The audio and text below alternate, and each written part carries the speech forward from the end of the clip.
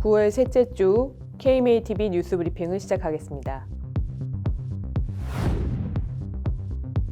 독감 환자가 다시 늘고 영유아에게 위험한 호흡기 바이러스 환자도 증가해 방역 당국이 긴장하고 있습니다.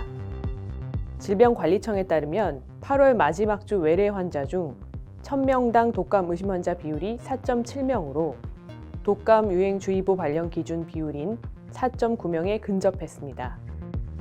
또 영유아에게 모세기관지염과 폐렴을 유발하는 바이러스 입원 환자가 8월 마지막 주에 156명이었는데요. 작년에는 이 기간 동안 입원 환자가 한 명도 없었습니다. 이 밖에 아데노 등 다른 호흡기 바이러스 환자도 작년보다 평균 7배 증가했습니다. 독감이나 호흡기 바이러스 증상이 코로나19와 구별이 어렵다는 게 문제인데요. 전문가들은 개인 위생수칙 준수를 강조하면서 면역 저하자 및 고령자 등 고위험군의 독감 예방접종을 권고했습니다. 내년 9월 시행 예정인 수술실 CCTV 설치 의무화에 따른 비용 문제가 현실로 다가왔습니다. 의료계는 의료기관당 최소 2,500만 원이 들 것으로 추산되는 비용 전액에 대해 온당한 정부 지원을 요구하고 있습니다. 최근 의정회의에서 설치 비용 문제를 집중 논의했는데요. 대한의사협회는 수술 행위를 감시당하는 비용을 피감 대상인 의료기관이 부담하는 것은 말이 되지 않는다고 강하게 주장했습니다. 그러나 보건복지부는 이렇다의 답변을 내놓지 못하고 있는 상황입니다. 작년 8월 말 국회 본회의를 통과한 수술실 CCTV 설치 의무화는 2년 유예 기간을 거쳐 내년 9월부터 전면 시행 예정입니다. 간병비를 국민건강보험에서 지원하는 방안이 추진됩니다.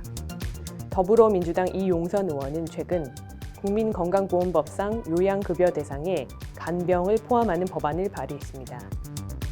이 의원은 현재 간병이 필요한 환자들은 높은 비용을 부담하거나 환자 가족이 직접 간병하는 상황이라며 장기간 간병으로 인한 극단적인 경제적, 심리적 부담은 간병 파산 또는 간병 살인 같은 비극으로 나타나고 있다고 말했습니다.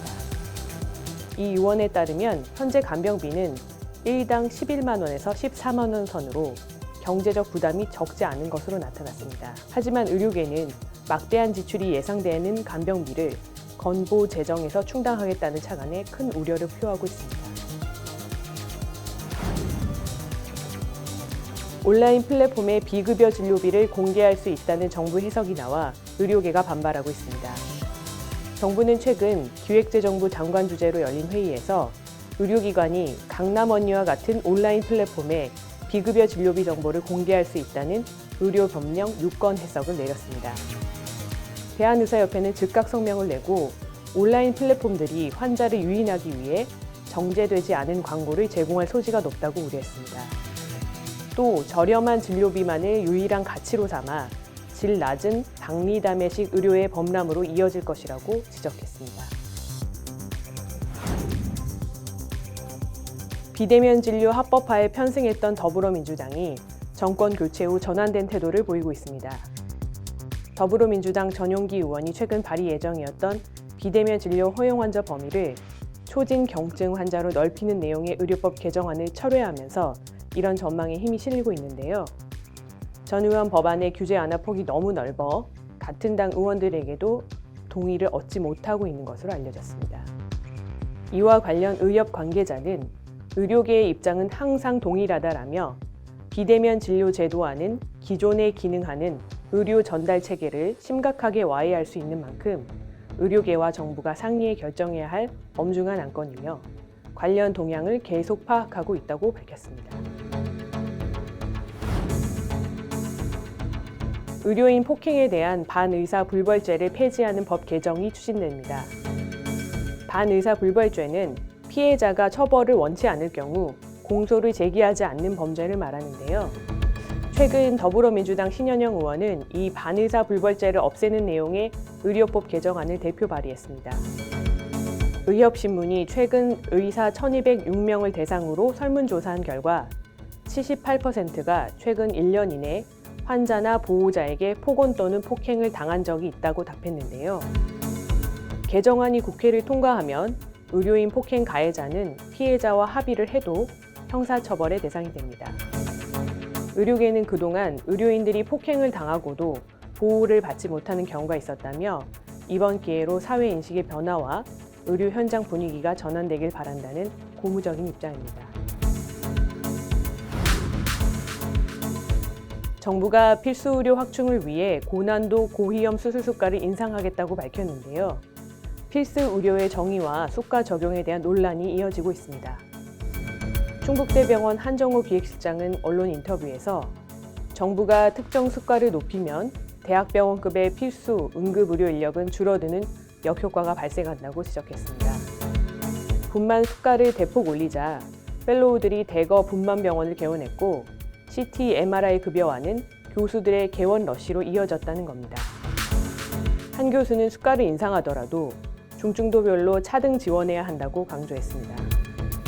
또 대학병원에서 필수 의료 환자나 응급 환자 진료를 위해 24시간 대기하는 의사들을 위해 온콜 수당, 당직 수당을 인상해야 한다고 말했습니다. 특정 과나 특정 행위가 아닌 실제 필수 진료를 하는 의사에게 그 혜택이 돌아가야 실효성이 있을 것이라는 날카로운 지적입니다. 대한의사협회가 실손보험 청구 간소화 법안 저지를 위해 지속적인 노력을 펼치고 있습니다. 의협은 지난 6월 보건의학단체들과 함께 국회 앞에서 기자회견을 열고 법안 폐기를 촉구했는데요. 최근 전담 태스크포스를 구성하여 앞으로 적극적인 대관 행보와 대국민 홍보활동, 의학단체들과 연대 대응을 적극 추진할 방침입니다. 의협은 보험사의 이익을 위해 실손보험 청구 간소화법을 일방적으로 추진하는 것은 타당하지 않다며 국민의 선택권과 건강권을 위해 필사의 각오로 반드시 막아내겠다고 밝혔습니다. 정부가 의료 취약제 해소를 위해 여러 가지 대책을 내놓고 있지만 실효성이 떨어진다는 비판이 나왔습니다. 의료정책연구소는 최근 연구에서 정부 정책이 주로 외국의 의료 접근성 정의를 기본으로 하고 있는데 국토 면적이 좁고 교통수단이 발달한 우리나라에선 적절한 기준이 아니라고 지적했습니다. 의료 취약지에 근무하는 혜택으로 제공하는 소득세 비과세는 그 규모상 현실적인 유인책이 되지 못하며 의무직 공무원의 특수 업무 수당도 근무 기간에 대한 고려가 전혀 없는 형편입니다. 연구소는 의료 취약지 선정 기준과 평가 지표를 개선하고 의료기관 협력체계 구축, 또 의료인 확보를 통한 실질적인 인센티브 제도 도입을 제시했습니다. 한국의 의사들이 스스로의 감정을 자주 통제하는 것으로 나타났습니다. 의협신문이 전국 의사 6,340명을 대상으로 조사한 결과 업무 중에 억울한 일이 생겨도 꼭 참는다는 응답이 82%에 달했습니다. 타인이 감정적으로 불편하게 해도 좋은 표정과 말투로 바꿔 대한다는 답변이 79%에 달했습니다. 의사들이 이처럼 감정 억제에 익숙한 것은 직업적 소명감과 밀접한 관련이 있다는 연구 결과입니다. 이번 조사에서 대부분의 의사들은 의사 직업에 헌신하는 것은 매우 보람된 일이다. 또 내 직업에 대한 사명감이 매우 높다고 답했습니다. 감정 노동자로서의 의사의 소진은 환자의 진료의 질과 직결됩니다. 이것으로 뉴스 브리핑을 마치겠습니다. 감사합니다.